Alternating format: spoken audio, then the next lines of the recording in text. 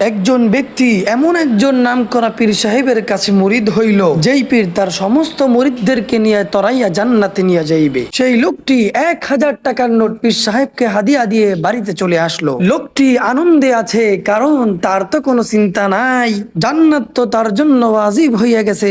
কিছুদিন পরে হঠাৎ পীর সাহেবের সাথে বহুদিন পরে দেখা। পথিমধ্যে সেই লোকটি হুজুরকে জিজ্ঞেস করলো, হুজুর আপনি কি আমায় চিনতে পারছেন? হুজুর বলল, না রে বাবা, তুমি কে? হুজুর আপনার কি মনে নেই কিছুদিন আগে আমি আপনাকে কসকসা 1000 টাকার নোট দিছিলাম, আপনি কি ভুলে গেছেন? তখন পীর সাহেব বললেন, বাবা কত মানুষই তো আমার কাছে আসে, আইসা আবার টাকা পয়সাও দিয়া যায়, এত কিছু খেয়াল থাকে নাকি? তখন সেই লোকটি বলল, মাত্র 1 সপ্তাহের ব্যবধানে আপনার কাছে আমি গেছিলাম, 1000 টাকাও দিলাম, আপনি আমারে ভুলিয়া গেলেন? তাহলে কিয়ামতের দিন কিভাবে আপনি আমাকে হাসরের ময়দানে চিনবেন? আমাকে কেমনে জান্নাতে